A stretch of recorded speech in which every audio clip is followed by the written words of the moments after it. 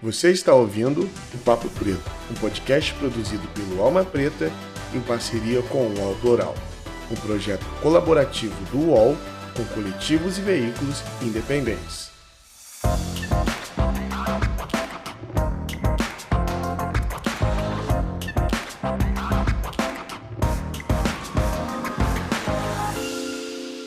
Salve, salve, galera! Muito bom dia, boa tarde ou boa noite. Eu não sei o horário que você está ouvindo o nosso podcast, mas sejam muito bem-vindos. Meu nome é Iago Rodrigues e eu sou apresentador desse belíssimo podcast.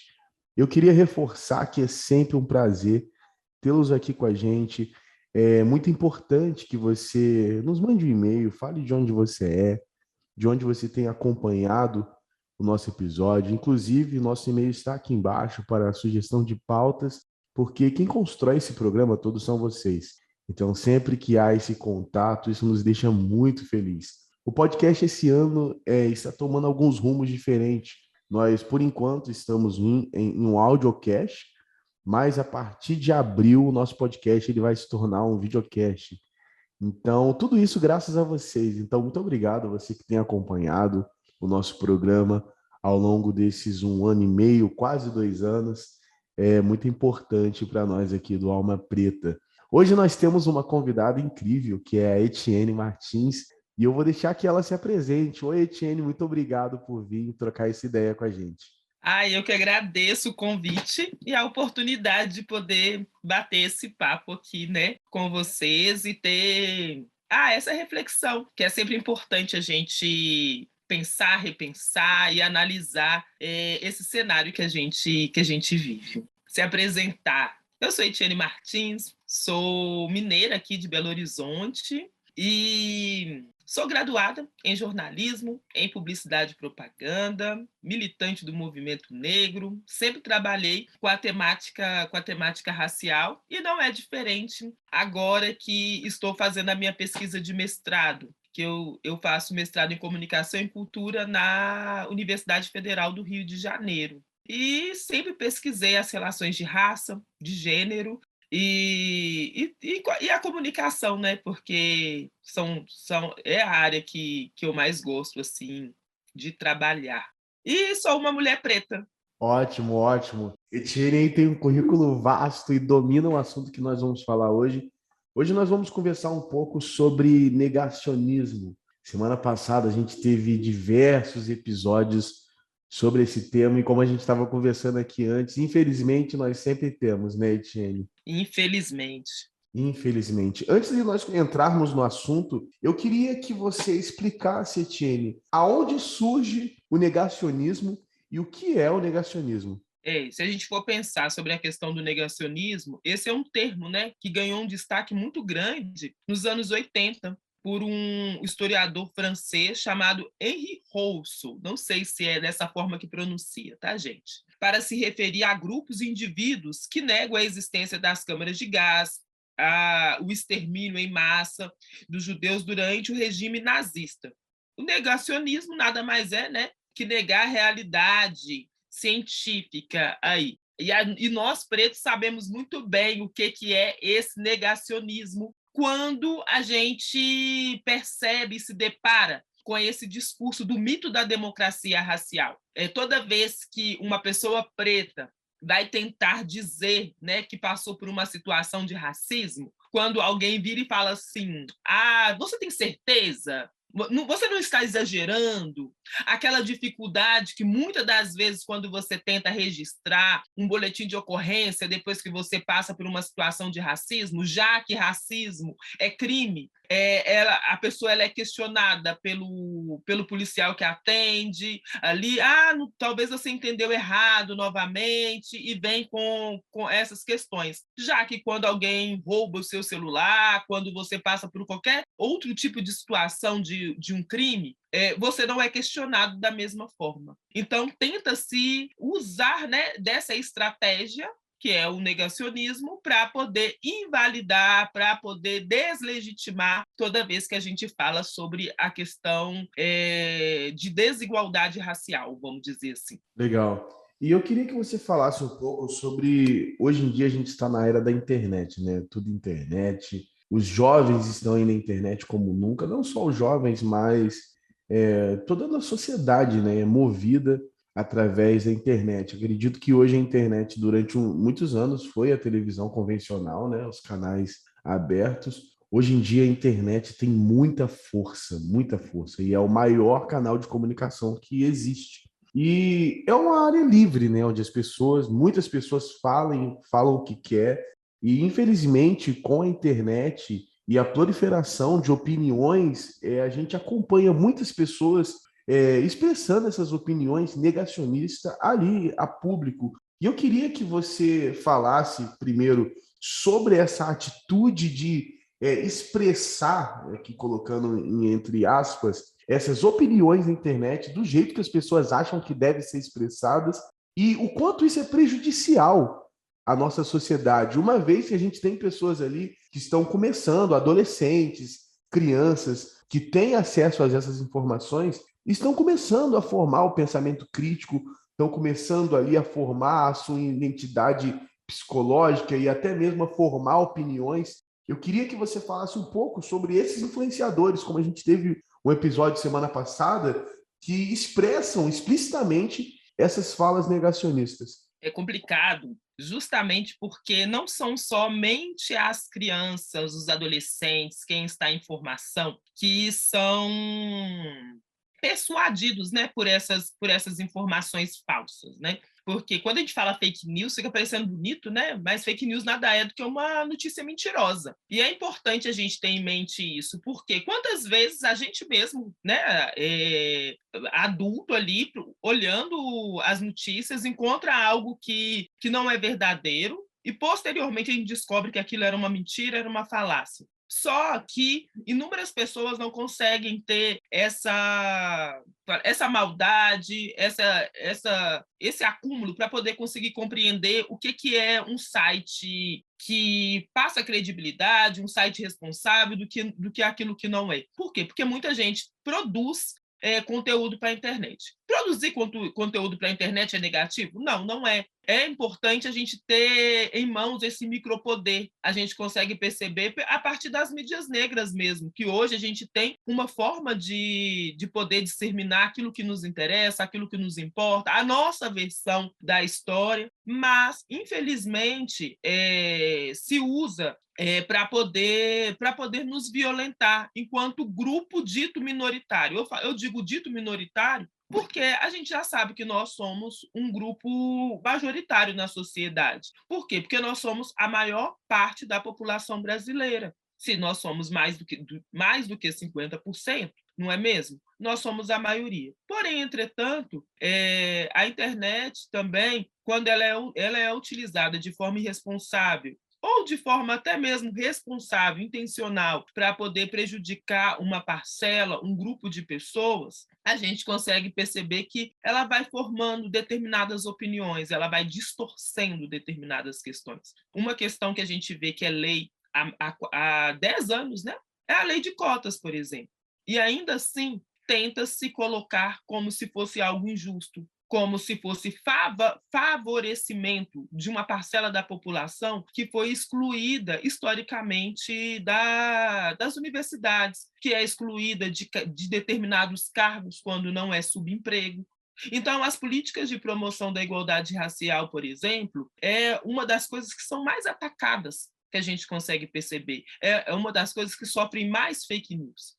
E esse mesmo grupo, por exemplo, que mostra uma pessoa que fraudou as cotas, não mostra a quantidade de pessoas que tiveram uma mobilidade social, que tiveram uma promoção, né, social na sua vida, que tenta se fazer aí essa igualdade, essa equidade que nos é privado historicamente. Então, a fake news nada mais é do que um instrumento do opressor, né, para poder fazer com que as coisas continuem da forma como ela está. E a comunicação, seja ela política, seja ela naquilo que nos interessa enquanto povo preto, ela é sempre utilizada para poder tentar, né, se fazer essa manipulação das informações. Assim. E é importante estar atento às fontes, estar atento e atenta, né, e atentes, vamos colocar a intenção de quem fala. É importante saber quem é que está falando, porque a internet ela não é terra de ninguém. Então, da mesma forma, quando a gente vai buscar uma determinada informação, que um remédio, por exemplo, é eficiente ou não, a gente não procura um especialista ali. Então, esse achismo, né, achar diversas coisas sobre a questão racial, achar que é assim, achar que é aquilo, todo mundo acha alguma coisa. Só que a gente tem diversos pesquisadores na nossa história, a gente tem diversas fontes na nossa história, a gente tem dados para poder comprovar, então não basta achar. Eu posso achar que dipirona cura um câncer, né? E dizer que cura. Da mesma forma que a gente vê aí diversos medicamentos dizendo que cura, né, ou curava sem nenhuma comprovação a Covid, né? O que a gente está vivendo, Covid-19. Mas daí a gente ter certeza é outra coisa. Então, toda vez que você se deparar com uma determinada notícia, que é importante, que vai fazer a mudança da vida de um grupo, verifica se é fake news ou não. Não fica no achismo. Acho que esse é o recado, é o que tem de importante para a gente poder conseguir compreender aí. Ótimo. E eu queria que você falasse também, ô Etienne, um pouco sobre o papel dessas plataformas de comunicação, seja em vídeo, seja em áudio, na luta contra esse negacionismo. Há pouco tempo a gente viu que uma dessas plataformas, que é uma das mais famosas, ela não tinha como denunciar o racismo ali em si. Ela tinha diversas listas para você poder denunciar uma publicação, um vídeo, mas não tinha o racismo ali. E em pleno 2022, 2021, que foi o ano passado. Então, eu queria que você falasse um pouco sobre qual o papel ou qual deveria ser a iniciativa dessas plataformas, que hoje são as mais usadas, para combater esse negacionismo em geral e também o racismo. A gente não pode ser inocente de acreditar, né, que o opressor vai criar ferramentas para que ele não nos oprima. Porque o racismo ele é uma forma de hierarquização na nossa sociedade. E a pessoa que se sente confortável com essa hierarquização vai criar meios mesmo para que a gente possa buscar outra alternativa de uma sociedade mais justa, igualitária. Eu acho que é muita inocência da nossa parte acreditar nisso, porque a gente pode perceber que as plataformas, na maior parte das vezes, as plataformas de comunicação, nada mais é que uma empresa. E na maior parte das vezes ela está preocupada com o seu lucro, que são empresas poderosas, igual a gente consegue perceber que ela consegue persuadir a população, consegue fazer com que a população compre, a gente consegue ver aí dentro da publicidade, dentro de uma matéria, por exemplo, que muitas das vezes a gente chama de matéria paga. Então, para a gente poder conseguir denunciar, é muito difícil. Por quê? Porque essa mesma empresa que é racista, na hora de contratar os seus funcionários, na hora de contratar o seu corpo ali, na hora de distribuir a renda, vamos dizer assim, ela fala e se posiciona contra o racismo em seu texto, em seus vídeos, ela se coloca como antirracista. Mas quando a gente chega um pouquinho mais perto, a gente vai olhar ali as redações, a gente vai olhar ali o grupo de colaboradores, a gente consegue perceber essa diferença. Então, há um discurso, né, muito bonito, antirracista, bem dentro desse mito da democracia racial, somos todos iguais, é inaceitável que isso aconteça. A gente consegue perceber muito a partir dessas notas, né, de repúdio que fazem e tal, mas na atitude não passa desse discurso. Então, é importante sempre desconfiar. É muito difícil, realmente, nas redes sociais, você conseguir, assim como no nosso cotidiano, na nossa vida, é difícil a gente denunciar o racismo, juntar provas, porque ele é ardiloso. Racismo não tem nada de burro, o racismo é extremamente inteligente, tanto é inteligente que hierarquiza a nossa sociedade até hoje, a gente tem que ficar buscando alternativas para poder sair, porque é algo constante, contínuo e cruel em todos os espaços. Não vai ser diferente nas plataformas. A gente consegue ver esse tal chamado algoritmo, como se esse algoritmo fosse um ser independente, não fosse alguém que criasse, né? Aí fica, porque é o algoritmo. Não, não é o algoritmo. A pessoa que criou o algoritmo é racista. E, consequentemente, tudo que deriva daquele algoritmo também é racista. É muito difícil a gente conseguir desvencilhar. Porém, entretanto, a gente pode perceber que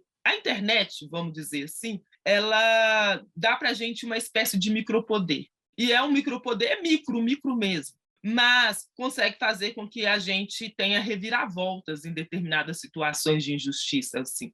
Porque são essas plataformas que nos unem nacionalmente falando, internacionalmente falando, e faz a movimentação de denunciar as questões, mas a gente consegue denunciar enquanto conteúdo, porque, como você bem falou, né, não tem ali o lugar para você poder denunciar o racismo. Por quê? Porque o racismo não importa para essas plataformas. E se tiver também, vai ser para cumprir protocolo. E inúmeras as vezes a gente vai se sentir injustiçado toda vez que a gente for lá denunciar que determinada fala é racista. Mas esse racismo, né, que se coloca, não é bem um racismo de todas as formas. É o antinegro. É uma plataforma antinegro, porque quando se é um outro grupo violentado, que não seja o negro, na maior parte das vezes toma-se uma atitude, não é mesmo? Ei, você tá curtindo esse programa?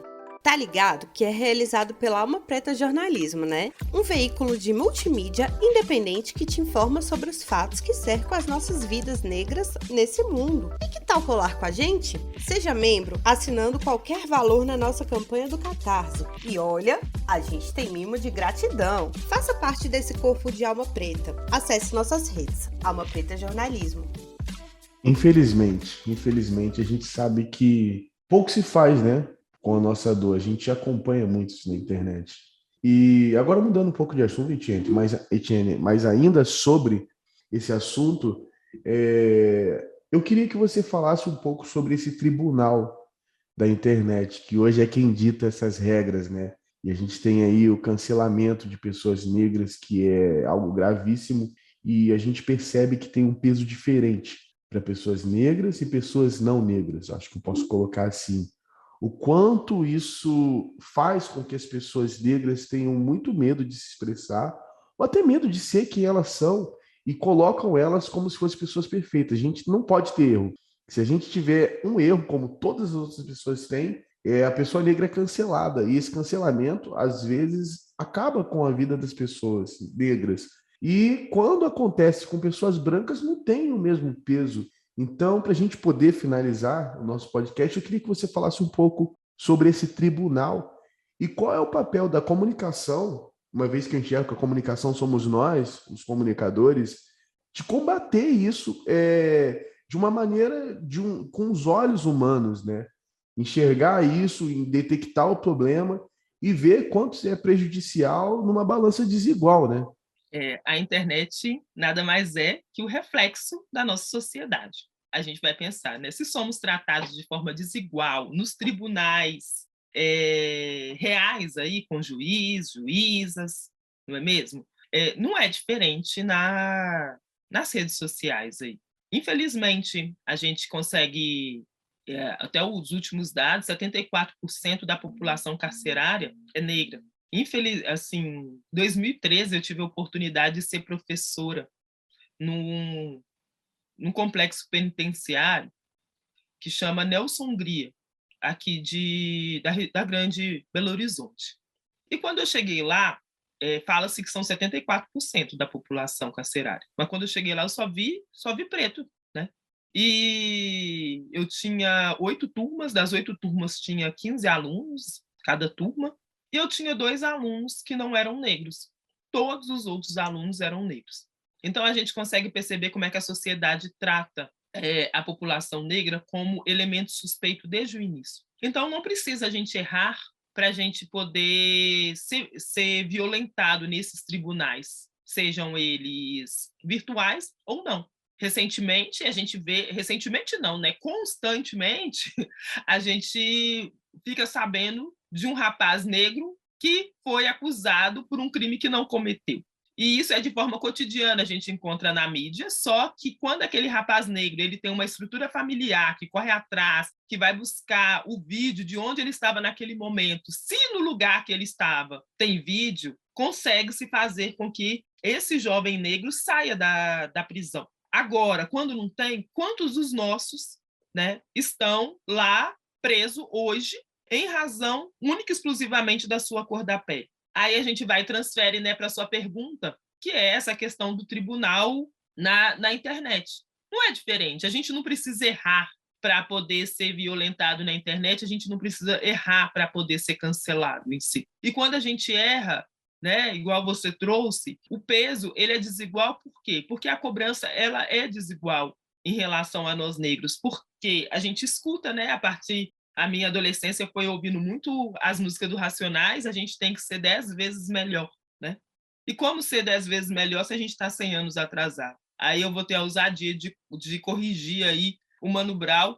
Não é 100 anos atrasado, né? A gente está 400 anos atrasado a partir dessa escravização oficial, fora o que a gente passa por aí. Porém, por mais que a gente tente, a gente nunca vai conseguir cumprir esse ideal da brancura, esse ideal da supremacia branca, que é realmente para a gente poder tentar e nunca conseguir. E vai ser desigual eternamente quando a gente é julgado a partir desse parâmetro, dessa sociedade que coloca como ideal ser branco, ser branca e querer ser branco em si. A gente consegue perceber, por exemplo, né, eu sou completamente contra esse governo, mas quando a gente vê o Decotelli, quando ele é nomeado, tenta-se nomeá-lo para secretário de Educação, o quanto o desespero que foi para poder revirar o currículo dele. O que não acontece com outras pessoas, com outras pessoas brancas. Muito pelo contrário, essas pessoas elas vão para fora, mentem, dizem que fez pós-graduações que não fizeram. Aí a gente consegue perceber a distinção, a diferença de como mulheres negras, por exemplo, que estão dentro de um Big Brother, que é o que está aí popularmente falando, o nosso povo, o entretenimento do nosso povo, muitas das vezes está ali na televisão por ser algo barato também, a forma como as mulheres negras são tratadas dentro desse reality show, a forma como é editado, que a gente tem que conseguir compreender que não é exatamente aquilo que acontece, é o recorte que se faz de cada personagem e a forma como a nossa reação se dá. Por quê? Porque nós somos, sim, um povo colonizado, em maior e menor proporção, a partir do momento que a gente estuda, busca informação, mas a nossa mente é colonizada.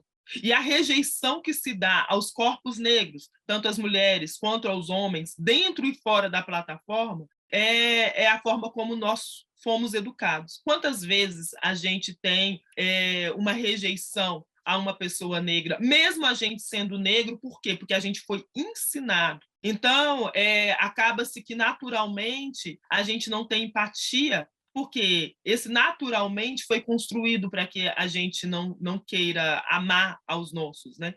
E eu gosto muito de uma frase que a Bell Hooks fala, que eu acho que se aplica aqui também, que é: amar a negritude é perigoso.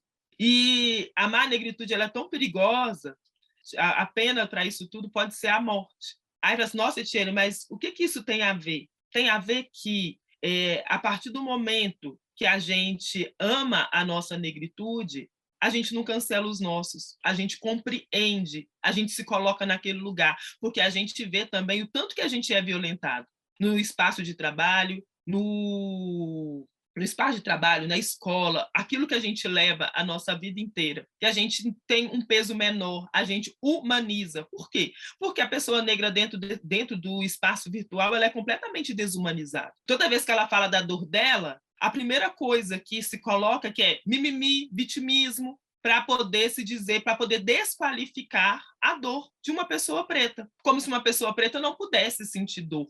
Assim. E a internet ela consegue ser ainda mais cruel porque as pessoas acabam não tendo filtro para poder falar. Ela fala assim da forma como ela pensa, do jeito que ela acha, porque não tem um retorno olho a olho. E se não tem um retorno olho a olho, a pessoa pensa que é terra sem ninguém e vai violentando esse corpo alheio aí nos espaços. E o nosso corpo, né, como historicamente se comprova, né, como diz os adolescentes aqui de Belo Horizonte, não dá nada para mim se violentar, as pessoas se sentem nesse direito, infelizmente. E essa questão do cancelamento, talvez eu estou sendo muito afropessimista, né? A gente já nasceu cancelado.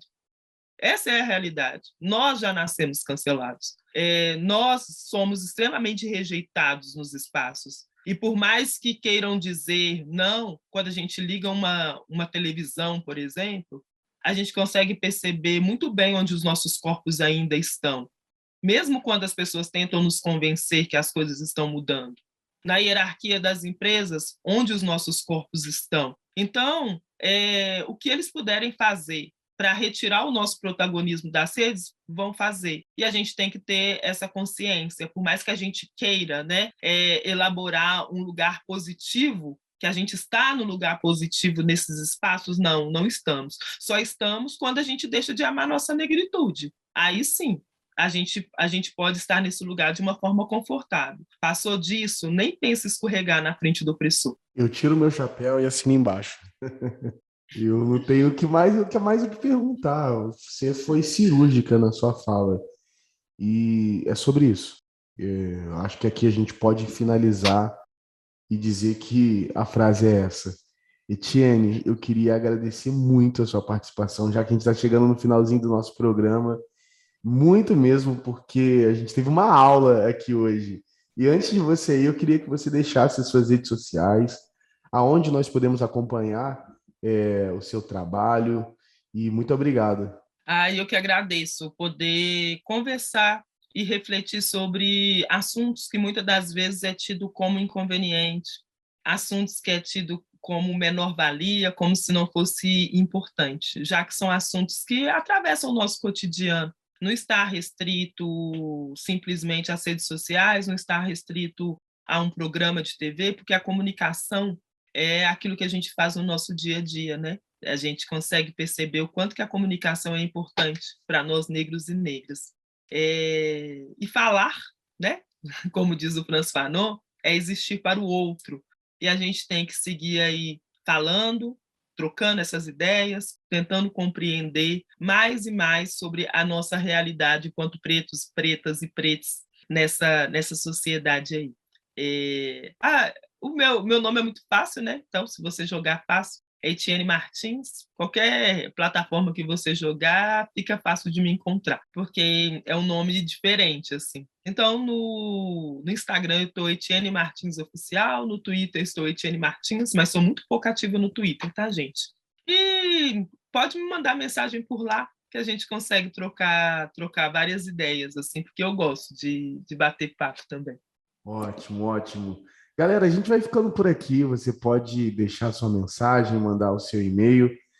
Siga o Alma Preta nas redes sociais. O Papo Preto é um podcast produzido pelo Alma Preta. Todos os dias tem notícia lá. Não menos importante, acompanhe o nosso trabalho e apoie o nosso trabalho. Apoie o trabalho da mídia preta independente.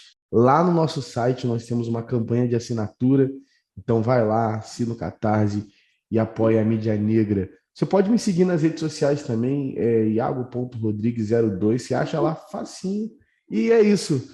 Obrigado, gente, e até o próximo Papo Preto. Tchau, tchau.